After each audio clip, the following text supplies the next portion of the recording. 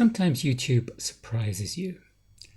Out of all the videos I've put out over the last 6 years, and I've put out over 1,000 videos with bookish content, booktube videos, my biggest success wasn't a review. It wasn't a TBR or even a discussion video.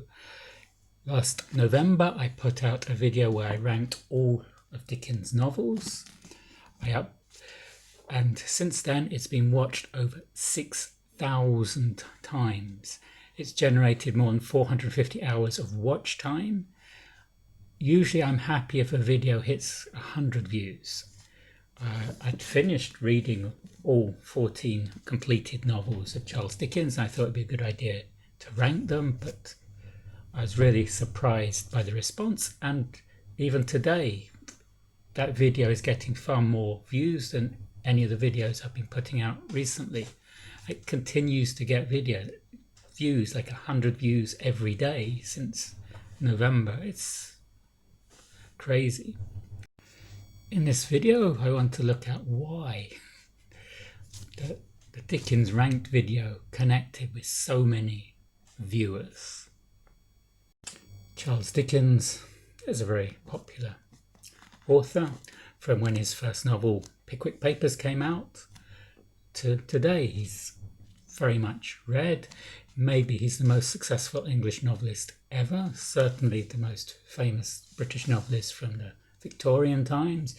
He's taught in schools and universities. Many readers want to know where to start with Dickens, or if they've read one or two novels by Dickens, which one to look at next.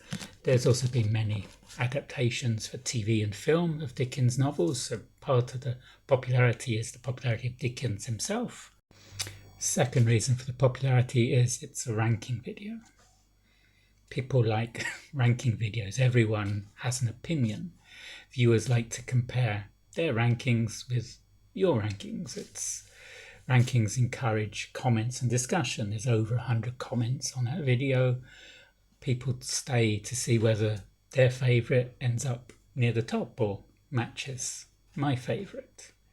You can look at the video here if you want to see the actual ranking video. Reading all of Dickens' novels is quite an undertaking. These are not short books. Originally, these came out in serialised form over a number of months, and Dickens was paid by the word, so his novels are very wordy. On a personal level, it was the biggest reading task I'd given myself. My biggest reading project was to read all of Dickens' novels. Now I'm trying to read all of Jane Austen's novels, the main novels, but that's a shorter project because there's just 6 of those, and Dickens had 14 completed novels, and there was also the unfinished novel, The Mystery of Edwin Drood, which I didn't include because I haven't read it and it's not a completed novel. This was a ranking of the 14 completed novels. I also didn't include shorter stories like Christmas Carol, which a lot of people would rate number 1 perhaps, but it's not for me a novel because of its length. I think also the title, ranking all Dickens novels, is something people were searching for. So what have I learned from this? I've learned that success isn't always predictable. I've also learned that sometimes evergreen content steadily grows over the months. The Dickens video started off quite slowly, and the gradient is going up and up.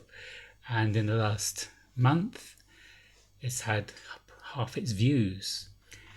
It's been out 8 months and it's taken 3,000 views in the last month. I've also learnt that there's an audience out there for classical literature on YouTube. I'm not planning to chase the elusive YouTube algorithm by making nothing but Dickens videos from now on, but the idea to make a Jane Austen ranking is being part inspired by the success of this Dickens ranking. So I now have to finish Mansfield Park. If you've read Dickens, which of his novels would you put at number 1? And if you haven't read him yet, which one do you think you would start with? Let me know in the comments. Thank you for watching. See you on the next video.